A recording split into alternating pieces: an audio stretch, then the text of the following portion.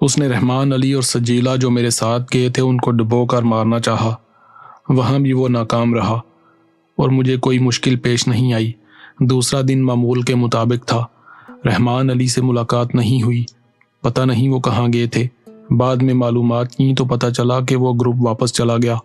उसी दोपहर मैंने हकीम साहब से कहा, जी जनाब, नेताताल में कब तक रहने का इरादा है? क्यों, दिल उकता गया है? हाँ, इससे ज्यादा क़याम नहीं किया जा सकता। ठीक है, जब चाहोगे बोरिया बिस्तर समेट लेंगे। तो फिर समेट लें। कहाँ जाएंगे? बॉम्बे।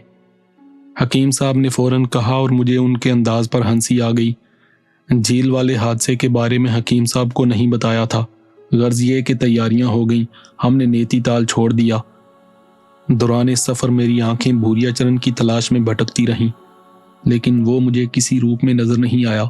हकीम साहब दुनिया से बेखबर सफ़र के नज़ारे ले रहे थे।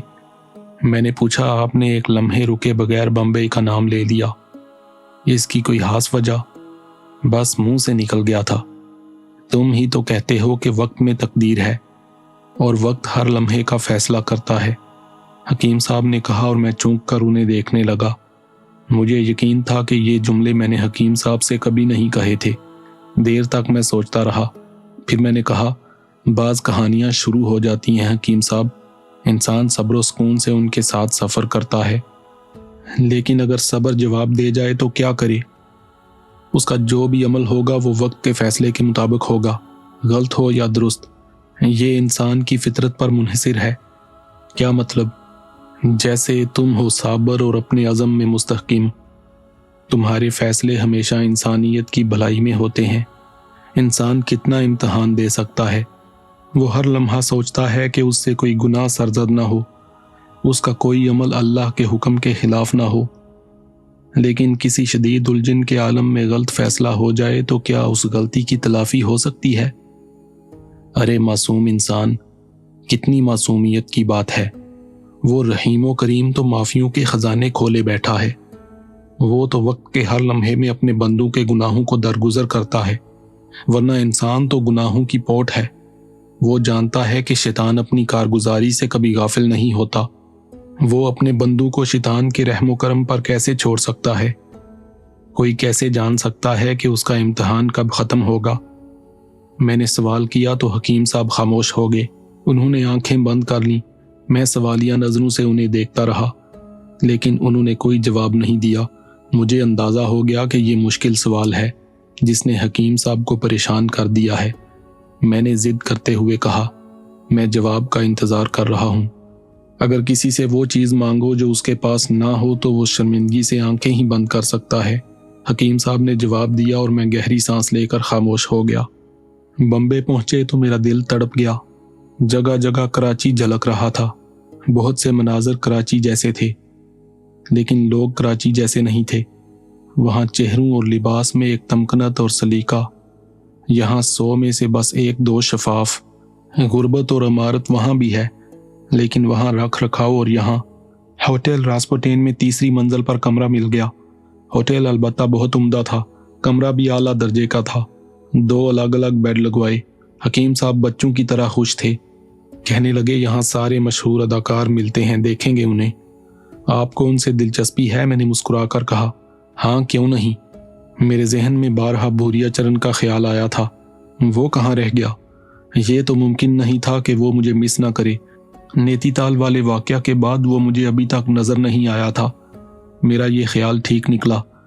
होटल के क़याम का दूसरा ही दिन था कि मैंने अपने कमरे से बाहर का नज़ारा करते हुए उसे देख लिया। वो होटल से बाहर एक कीमती कार में बैठ रहा था। मैंने गहरी सांस ली। इसका मतलब है कि बॉम्बे में भी मेरे और उसके दरमियान मार्का आराई रहेगी। मुझे इसके लिए तैयार रहना था। हकीम सरमद की शख्सियत कमाल की थी। दर हकीकत मैं उन्हें नहीं समझ पाया था। कभी वो मुझे एक आम से इंसान नजर आते, खलनरी सी फितरत के मालिक, लापरवाह और जिंदगी से समझौता करने वाले, और कभी कोई ऐसी बात कह जाते कि कान खड़े हो जाते। वो आम इंसान की बजाय खास इंसान नजर आने लगते। मुमताज से मोहब्बत की शादी हुई थी। हमारी जवानी के वक्त की मोहब्बतें मोबाइल फ़ोन पर नहीं होती थी, आम तौर से घर की छतों पर या दीवार के सुराखों से होती थी। बस ऐसा ही केस था अपना। छोड़कर चली गईं और हम कबाब बेचते रह गए। चलो जो बीत गया। कल बम्बई की सैर करेंगे। हिंदुस्तान के करोड़ों लोग बम्बई देखने की आरजू दिल में रखते हैं।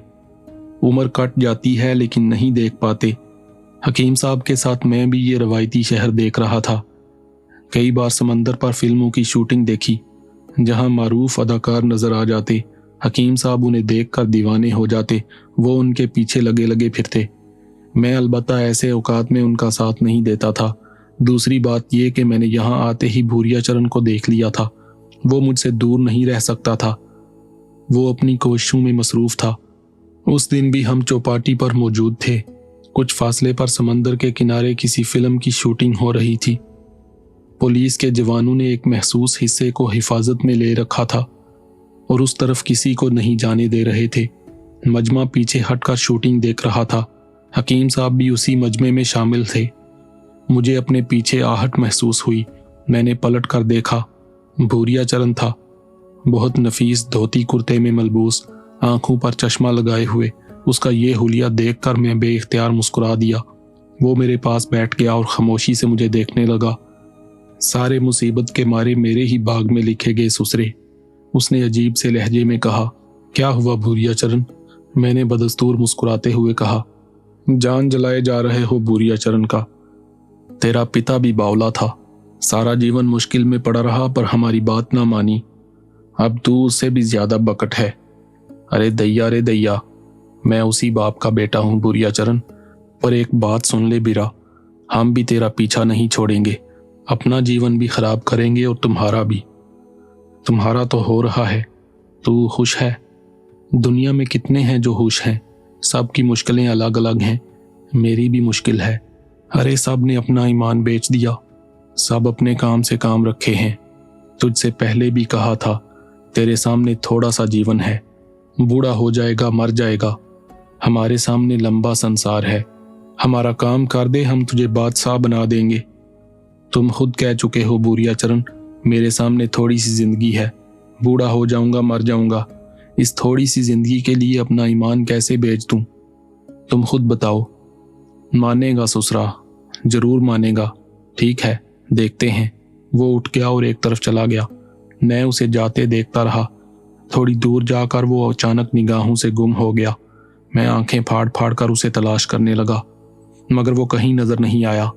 उसी वक्त पीछे से आवाज आई, मधुबाला जैसी बात कहाँ, कितनी आई कितनी गई। पर वो, हाय प्यार किया तो डरना क्या? प्यार किया कोई चोरी नहीं की। क्या कहते हो? प्यार किया तो डरना क्या? प्यार करते रहो। प्यार की कोई एक किस्म तो नहीं होती। सबसे अच्छा प्यार अल्लाह से होता है। अल्लाह से प्यार करो, ईमान कायम रहेगा। ईमान कायम रहेगा बस। शूटिंग खत्म हो गई? मैंने पूछा। अभी कहाँ, शूटिंग तो दुनिया के आखिरी दिन तक जारी रहेगी। कहानियां बदलती रहेंगी, अदाकार बदलते रहेंगे। हम चौपाटी से वापस चल पड़े। हकीम साहब की बातें अजीब एहसास दिला रही थीं। प्यार किया तो डरना क्या? वाकई ईमान प्यार हो तो हर तकलीफ हीच होती है। उसी रात होटल में बैठे खाना खा रहे थे। हकीम साहब पर उस वक्त भी फिल्मी माहौल सवार था। मुख्तलिफ अदाकारों के बारे में बातें कर रहे थे। होटल में पास पास मेजें लगी हुई थीं और उन पर खूब रश था। अचानक एक शख्स मेरे करीब आ गया। साफ सुथरे कपड़े पहने चालाक सा आदमी लगता था। 5 मिनट बैठ सकता हूँ? उसने कहा और हम चौंक कर उसे देखने लगे। तशरीफ रखिए, मैंने कहा। शुक्रिया, मेरा नाम बाबू खान है। इंडस्ट्री का जाना माना आदमी हूँ, झांसी का रहने वाला हूँ। क्यों झांसा दे रहे हो? झांसी में तो मेरा ससुराल है, हकीम साहब बोले और बाबू खान चौंक कर उन्हें देखने लगा। ये क्या बात हुई? मेरी समझ में नहीं आई। आप बताइए बाबू भाई, क्या बात है? मैंने नरम लहजे में कहा। कोई बात नहीं, बस आप लोग फिल्मों और अदाकारों की बातें कर रहे थे। मैं पास की मेज पर बैठा था। आपकी बातों में मजा आया तो सोचा 2 मिनट आपसे बातें करूं। बॉलीवुड अपने नाम से चल रही है, कहीं भी खड़े होकर बाबू खान का नाम पूछ लो। आजकल सुमित्रा देवी के साथ काम कर रहा हूं। 6 फिल्में अनाउंस की हैं उन्होंने एक साथ। सारा इंतजाम बाबू खान के कंधों पर है। यूं समझे कि मैं सुमित्रा देवी की नाक का बाल हूं।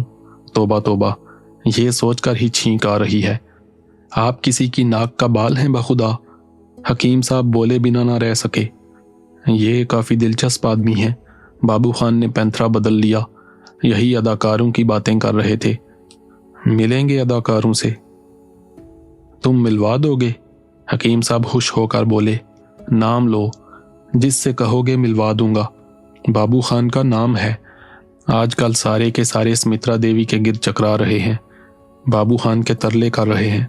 बाबू खान ये चांस दिलवा दो, बाबू खान वो चांस दिलवा दो। हमें भी कोई चांस मिल सकता है, हकीम साहब ने बड़ी आजिज़ी से कहा और मैं चौंक कर उन्हें देखने लगा। आपको? बाबू खान ने कहा और अंगूठे और उंगलियों से फ्रेम बनाकर हकीम साहब के चेहरे का जायजा लेने लगा। फिर बोला, स्मित्रा प्रोडक्शन की एक फिल्म है बंदर की नाक। उसका स्क्रिप्ट गोविंद भाई लिख रहे हैं। 5-7 हज़ार उनकी नाक पर मारेंगे और तुम्हारा किरदार लिखवा देंगे। फिक्र ही मत करो। वही बंदर की नाक हैं? हकीम साहब ने राजदारी से पूछा। बाबू खान ने हैरत से हकीम साहब को देखा और फिर मुस्कुराकर बोला, नहीं प्यारे भाई, बंदर की नाक फिल्म का नाम है। आप लोग इसी होटल में ठहरे हो? हाँ। कमरा नंबर क्या है? हकीम साहब ने जल्दी से कमरा नंबर बता दिया तो बाबू खान बोला, कल 1:30 बजे आ जाऊंगा। आप लोगों को राजमंडल ले चलूंगा, वहीं मेरा ऑफिस है। स्मित्रा देवी से भी मिलवा दूंगा। बड़ी मेहरबानी होगी, हकीम साहब ने आजिज़ी से कहा। बाबू खान उठकर अपनी मेज़ पर चला गया। मैंने कहा, इसमें भी कोई रमज है हकीम साहब? यार, बम्बई बिला वजह तो नहीं आए। जवानी से फिल्मों में काम करने का शौक है, पूरा हो जाए तो क्या हर्ज है। मैं खामोश हो गया। हकीम साहब की ये हरकत मुझे पसंद नहीं आई। हकीम साहब ने मेरे बिगड़े हुए मूड को महसूस कर लिया। रात को कमरे में बिस्तर पर लेटकर उन्होंने कहा, दोस्त की दिलजोई भी इबादत होती है कामरान मियाँ। हम आपके साथ सब कुछ छोड़कर चले आए और आप हमारी छोटी सी खुशी पूरी करने से गुरेज़ां हैं। नहीं हकीम साहब, मैंने कब इनकार किया। दिल में सोचा कि कोई इतना बड़ा जुर्म भी नहीं। हकीम साहब ने अलबत्ता दूसरे दिन बड़ी तैयारियां की। बाहर जाकर हाथ बनवाया, लॉन्ड्री से कपड़े इस्त्री कराए और 1:30 बजे बन ठन कर बैठ गए। मैं भी तैयार था। बाबू खान वक्त का पाबंद निकला। ठीक 1:30 बजे उसने कमरे के दरवाजे पर दस्तक दी। अंदर आकर उसने मुस्कुराकर हम दोनों को देखा, फिर अपने महसूस अंदाज से फ्रेम बनाकर हकीम साहब को देखा। फिट लग रहे हो कसम से, चलें? होटल से बाहर टैक्सी की और रास्ता तय करके हम स्टूडियो पहुंच गए। बहुत बड़ा स्टूडियो था। एक ऑफिस पर स्मित्रा प्रोडक्शन का बोर्ड लगा हुआ था। बाबू भाई हमें लेकर ऑफिस में दाखिल हुए। काफ़ी बड़ा ऑफिस था। दीवारों पर चारों तरफ तस्वीर आवेज़ां थीं।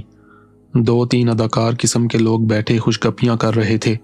बाबू खान की यहाँ वाकई चलती थी। उसने होंठ सिकोड़ कर उन अदाकारों को देखा, फिर रुखाई से बोला, चलो भाई लोग भुट्टा खाओ, मैडम आने वाली हैं। चलो फौरन खड़े हो जाओ। वो लोग एकदम खड़े हो गए, फिर बाहर निकल गए। बाबू भाई ने हमें एक बेंच पर बैठने का इशारा किया, फिर बाहर की तरफ मुंह करके बोला, मजीरे ओ मजीरे। दरवाजे से एक मजीरे ने अंदर झांका तो बाबू भाई बोला, 3 चाय फटाफट मलाई मार के, जल्दी। मजीरा गायब हो गया। बाबू भाई दूसरी बेंच पर बैठकर गरिबान में फूंके मारने लगे। अभी ज्यादा वक्त नहीं गुजरा था कि दरवाजे पर आहट हुई। हम समझे कि मजीरा चाय लेकर आया, मगर दरवाजे पर एक चेहरे ने अंदर झांका। सांवला रंग, तीखे नैन नक्श, जवानी की उम्र लेकिन जवानी मुरझाई हुई, आंखों के गिर्द हल्के, होंठ खुश्क। अभी वो अंदर दाखिल भी नहीं हो पाई थी कि बाबू भाई फनकारे, फूट फूट, अभी मैडम नहीं आई, मेहमान बैठे हुए हैं। वो खामोशी से पीछे हट गई, मगर वो चेहरा, न जाने उस चेहरे में क्या था। जिस मायूसी से वो पीछे हटी थी वो बेहद करबनाक था। उसकी आंखों में कोई अनोखी कहानी मौजूद थी। मेरे दिल को बेचैनी सी होने लगी। ये कौन थी बाबू भाई? मीना सुसरी, एक्स्ट्रा गर्ल है, बाबू भाई ने कहा, फिर चौंक कर मुझे देखने लगा। फिर बड़े भोंडे अंदाज में मुस्कुराया और बोला, हुस्ने बंगाल है, इसका मियाँ शादी करके लाया था कलकत्ता से। उसने खूब कमाई की और ये ढांचा बन गई। अब वो बागपति सैनिटोरियम में पड़ा है और ये काम मांगती फिरती है। और बीमार है, आखिरी स्टेज चल रहा है टीबी का, नहीं बचेगी। उसी वक्त वो आदमी जिसे बाबू भाई ने मजीरे कहकर बुलाया था शीशे के 3 गिलासों में चाय लेकर आया, जिस पर पीले रंग की मोटी मलाई तैर रही थी। ओ तेरी खैर मजीरे, कितने पैसे? 80 रुपये, मजीरे बोला। 100 रुपए दे दो इसे बाबूजी, वो हमारी तरफ रुख करके बोला। एक लम्हे के लिए हैरानी हुई, लेकिन हकीम साहब ने जल्दी से 100 का नोट निकालकर मजीरे की तरफ बढ़ाया, जिसे उसने चील की तरह झपटा मारकर ले लिया। बाबू खान ने कहा, चल भाग, छुट्टा रख ले। मजीरे फौरन बाहर निकल गया। बाबू खान ने अपना गिलास उठाया और चाय सड़पने लगा। हमने चाय की तरफ हाथ नहीं बढ़ाया तो वो बोला, चाय ले लो भाई जी, गिलासों की तरफ तवज्जो मत दो, ये तो इंडस्ट्री का तबर्रक है। बड़े अदाकार इन्हीं गिलासों में चाय पीकर सुपरस्टार बने। अच्छा। हकीम साहब ने जल्दी से गिलास उठा लिया। मुझे पहली बार उन पर गुस्सा आया। मैंने कुछ लम्हे खामोश रहकर कहा, तुमने उसका नाम मीना सुसरी बताया था। बाबू खान ठट्ठा मारकर हंस पड़ा। मीना, सिर्फ मीना। सुसरी तो हमने उसे प्यार से कहा। आपके दिमाग में अभी तक उसी की फिल्म चल रही है, भेज देगी आपके पास। लो जी, सुमित्रा देवी आ गई। एक भारी भरकम औरत कीमती साड़ी में मलबूस अंदर दाखिल हुई। उसके पीछे एक सूखा सड़ा कोई 19 साल का लड़का उसका ब्रीफ केस उठाए हुए था। उसने एक नज़र हम तीनों पर डाली और अपनी मेज के पीछे कुर्सी पर जा बैठी। हमारी तरफ तवज्जो दिए बगैर उसने ब्रीफ केस खोला और उससे कुछ कागजात निकाल कर मेज पर रखे। लड़का बाहर निकल गया। कुछ देर मसरूफ रहने के बाद उसने बाबू भाई की तरफ देखा और बोली, जी बाबू भाई, कैसे आना हुआ?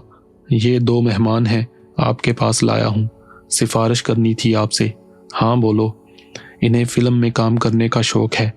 मेरी आंखों में बंदर की नाक थी। मैंने बता दिया कि मैडम ही तुम्हारी मुश्किल हल कर सकती हैं। सुमित्रा देवी ने मुझे गौर से देखा और देखती रही, फिर बोली, नैन नक्श तो बहुत अच्छे हैं, बॉडी भी फिट है, मगर मेरी मुश्किल बताई इन्हें। फिल्म में काम करने की ख्वाहिश इन्हें नहीं, इन बाबू की है। राइटर से कहकर कोई रोल लिखवा लेंगे।